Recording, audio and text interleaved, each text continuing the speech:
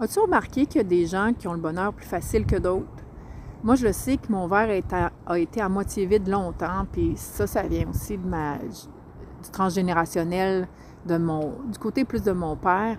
où c'est plus lourd, plus inquiet, plus de doutes, puis aussi dans la perception que j'ai eue des traumas que j'ai vécus,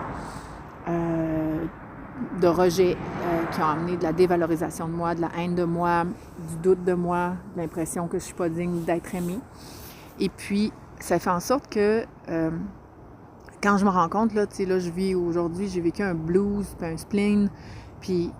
que l'émotion négative, c'est comme si j'en étais addict. Puis,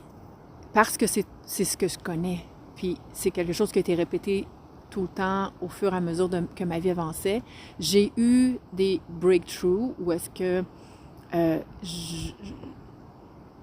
je stoppais cette énergie négative-là, le mal-être qui était là, mais c'est comme si ça feel good d'être dans ces émotions-là, même si je veux pas ça. C'est pas parce que je le veux, c'est juste un processus inconscient, un mécanisme d'autopilote qui fait que ça l'embarque tout de suite. Parce que c'est les autoroutes de mes chemins neuronaux qui sont empruntés. Donc, c'est tout de suite par là que je vais aller parce que c'est du connu, pas parce que ça me fait du bien. Parce que c'est du connu, et même si c'est malheureux, même si ça me fait vivre des émotions lourdes, je connais ça, donc c'est sécurisant. Mais c'est complètement à l'inverse. Puis quand je veux changer du verre à moitié vide au verre à moitié plein, puis que je fais des pas dans cette direction-là,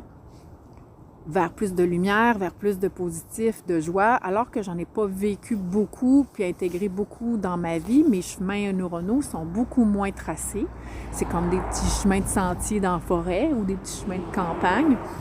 ce qui fait que l'ombre de la négativité se déploie là, de façon massive, 100 fois plus forte pour venir me rechercher, en créant aussi même des situations extérieures pour me faire donner raison que moi, j'ai pas le droit au bonheur, qu'il faut que je revienne à l'état initial de négativité parce que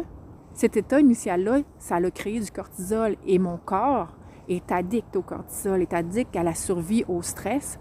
et c'est comme s'il était perdu s'il n'avait plus. Donc, c'est une bataille entre faire « Wow, OK, je sais que mon corps a besoin de cortisol, de stress pour se nourrir de ce qu'il connaît déjà. » Et moi, c'est un double effort de faire « OK, j'observe que je suis dans la négativité, que je me refais vivre des émotions parce qu'il y a eu un déclencheur XY et que là, je choisis autre chose. Et il faut que je garde confiance que je peux y arriver en toute sécurité. »